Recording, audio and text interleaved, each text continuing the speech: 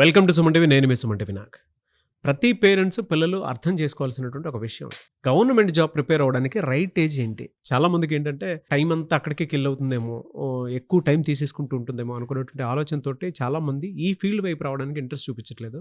ఎందుకంటే వాళ్ళ అవకాశాలు ఎక్కువగా పెరుగుతూ ఉన్నాయి కాబట్టి, అరచేతిలో ఆకాశం ఉంది కాబట్టి, ఫ్రీలాన్స్ ఉద్యోగం దొరుకుతుంది కదా, దాని మీద ఎందుకు అంత ఫోకస్డ్గా ఉంటాం అనుకునేటువంటి ఆలోచనలో ఉండేటువంటి వాళ్ళు చాలామంది ఉన్నారు. అలా కాకుండా ఏ ఏజ్ నుంచి ప్లాన్డ్గా పెట్టుకుంటే ఏది రైట్ ఏజ్, అక్కడి నుంచి ప్రిపరేషన్ కనుక స్టార్ట్ చేస్తే ఎన్ని డేస్లో జాబ్ క్రాక్ చేయొచ్చు అనేది ఈరోజు మనతో పాటు శ్రీధర్ సిసి నుంచి సుధీర్ సార్ ఉన్నారు. వారి మాటలు తెలుసుకుందాం.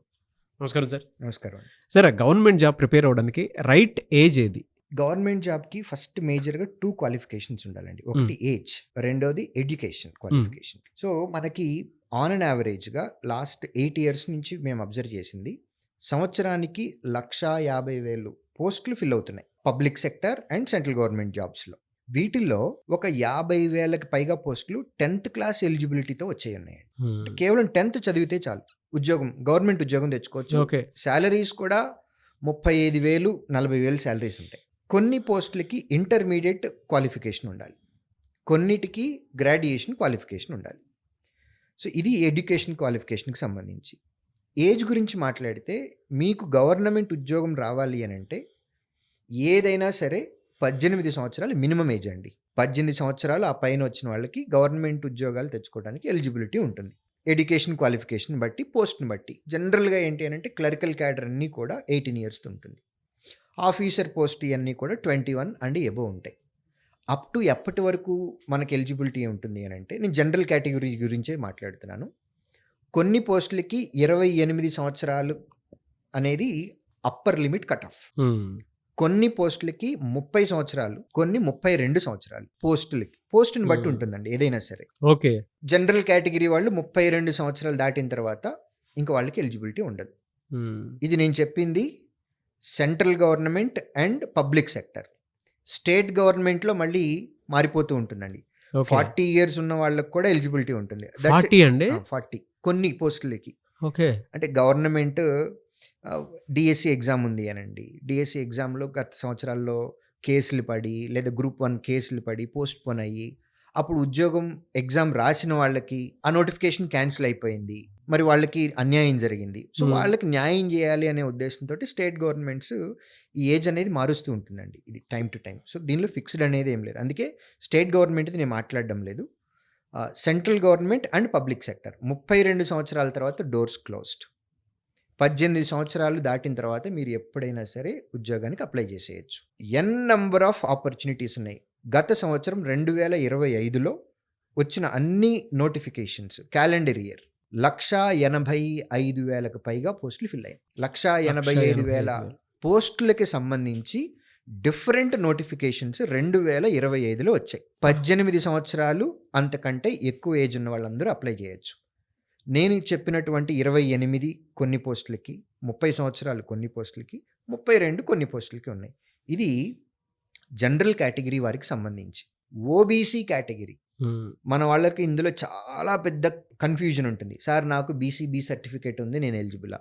సెంట్రల్ గవర్నమెంట్ పబ్లిక్ సెక్టర్కి వచ్చినప్పుడు బీసీఏ, బీసీబీ ఇవి కాదు మనం చూడాల్సింది, ఓబీసీ. ఓబీసీ వారికి మాత్రమే రిజర్వేషన్ ఉంటుంది. సో మీకు బీసీ రిజర్వేషన్ ఉంది, అగ్రీడ్, బట్ ఓబీసీ ఉందా లేదా, అందులో మీరు క్రీమీ లేయరా నాన్ క్రీమీ లేయరా అనేది మీరు చెక్ చేసుకోవాలి. ఒకవేళ ఓబీసీ ఉంది అని అనుకుంటే ప్లస్ 3 years ఏజ్ రిలాక్సేషన్, అంటే 35 సంవత్సరాల వరకు వాళ్ళకి ఎలిజిబిలిటీ ఉంది. ఎస్సీ లేదా ఎస్టీ కేటగిరీ అయినట్లయితే కనుక ప్లస్ 5 years ఉంది, అంటే 37 సంవత్సరాల వరకు మీకు ఎలిజిబిలిటీ ఉంటుంది. సో ఇది నేను చెప్పింది మ్యాక్సిమం లిమిట్. ఈ ఏజ్ గ్రూప్లో పరిస్థితులను బట్టి ఎంత ఎర్లీగా మీరు కాంపిటేటివ్ ఎగ్జామ్కి ప్రిపేర్ అవ్వటం స్టార్ట్ చేస్తే అంత మంచిది. అంటే ఏజ్ గ్యాప్ అనేది రాకూడదు. మన స్టడీస్ అయిపోయిన వెంటనే మనం ప్రిపరేషన్ స్టార్ట్ చేస్తే మన మైండ్ అలైన్ అయి ఉంటుంది. చదువుకోవటానికి, ఎక్కువసేపు కూర్చోవటానికి, ఎక్కువసేపు ప్రాక్టీస్ చేయటానికి మన బాడీ సహకరిస్తుంది, అట్ ది సేమ్ టైం మన మైండ్ కూడా సహకరిస్తుంది. ఎంత ఎర్లీ స్టేజ్లో మనం స్టార్ట్ చేసి ప్రిపరేషన్కి ఎంత ఎక్కువ టైం పెట్టినట్లయితే ఆపర్చునిటీస్ కూడా అలానే ఉంటాయండి నాగరాజ్ గారు. మీకు ఎందుకంటే ఎగ్జాంపుల్ చెప్తున్నాను, 21 yearsకి జనరల్గా మనకి గ్రాడ్యుయేషన్ అయిపోతుంది. 21 yearsలో గ్రాడ్యుయేషన్ ఫైనల్ ఇయర్లో ఉన్నప్పుడే మనం ప్రిపరేషన్ స్టార్ట్ చేసి గ్రాడ్యుయేషన్ అయిపోయిన ఒక 1 ఇయర్లో ఉద్యోగం వచ్చింది అని అనుకుందాం. అంటే 22 ఇయర్స్లో ఉద్యోగం చేసాం. ఒక 3 సంవత్సరాలు పనిచేసాం. డబ్బు అవసరం కాబట్టి ఫ్యామిలీకి. కానీ లోపల మనకు ఒక ప్యాషన్ ఉంటుంది. నేను ఈ ఉద్యోగం చేయాలి అని. మీకు అది రాలా. పరిస్థితుల కోసం డబ్బు సంపాదించాం. 3 సంవత్సరాలు సేవ్ చేసుకున్నాం. 25 సంవత్సరాలప్పుడు మీరు ఉద్యోగానికి రిజైన్ చేసి మీరు ఇంకొక జాబ్ ప్రయత్నం చేయడానికి మీకు ఏజ్ ఉంది. 28, 30, 32 సంవత్సరాల వరకు అని చెప్పాం. సో ఒక ఉద్యోగం చేసి దానికి రిజైన్ చేసి ఇంకొక ఆపర్చునిటీ తెచ్చుకోవడానికి కూడా మీకు అవకాశం ఉంది. అలా కాకుండా అసలు మన ప్రిపరేషనే 25, 26, 27 ఇయర్స్లో స్టార్ట్ చేస్తే ఆబ్వియస్గా మనం చదువుకోవటం ఆపేసి గ్రాడ్యుయేషన్ అయిపోయి ఆల్రెడీ అప్పటికే ఒక 3-4 సంవత్సరాలు అయిపోయి ఉంటుంది. మన మైండ్ అలైన్ అవ్వదు, తొందరగా గ్రాస్ప్ చేయదు, కొంచెం టైం పడుతుంది. మనం ఉద్యోగంలోకి వెళ్ళేది ఎప్పుడు, సెటిల్ అయ్యేది ఎప్పుడు, ఒకవేళ అది నచ్చలేదు అని అంటే అది ఆపేసి ఇంకొక దానికి ప్రిపేర్ అయ్యే ఛాన్స్ ఉండదు. కాబట్టి గవర్నమెంట్ సెక్టర్లోకి రావాలి అని అనుకున్న వాళ్ళు ఎప్పుడూ కూడా as early as possible preparation start చేస్తే తరువాత మన మనసుకు నచ్చిన ఉద్యోగం చేసుకోవటానికి ఆపర్చునిటీస్ దొరుకుతాయి. So as early as possible is good.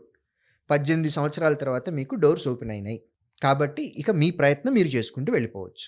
True sir. అంటే మీరు చెప్పే దాని ప్రకారం ఏంటంటే అర్లీ ప్లానింగ్ అనేది ఎప్పటికైనా సరే మంచిదే. ఎందుకంటే మీకు ఇక్కడ ఇంకొక పాయింట్ కూడా చెప్తానండి. ఎర్లీగా మనం స్టార్ట్ చేసాము అని అంటే మన సర్వీస్ పీరియడ్ ఎక్కువ ఉంటుంది. అవును. బై ద టైం మనం రిటైర్ అయ్యే టైంకి మన పొజిషన్ కూడా చాలా పెద్ద పొజిషన్ తోటి రిటైర్ అవుతాం.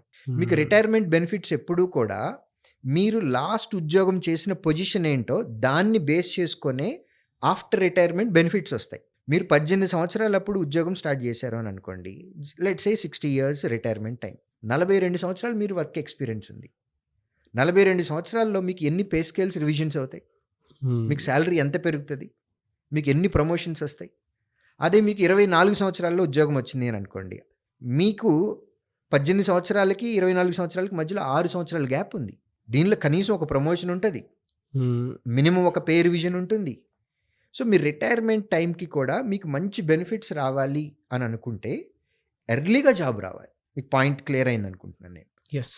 So as early as possible కనుక మనం ఉద్యోగంలో జాయిన్ అయితే మనకి ఆఫ్టర్ రిటైర్మెంట్ బెనిఫిట్స్ కూడా అలానే ఉంటాయి, కెరీర్ గ్రోత్ కూడా అలానే ఉంటుంది. మీరు చెప్తుంటే మా అబ్బాయిని కూడా అర్లీ స్టేజ్లోనే అంటే ప్రిపరేషన్ పంపిస్తే బాగుంటుందన్న ఆలోచన వస్తుంది నాకు. But anyway sir, thank you sir, thank you so much for the information. Thank you.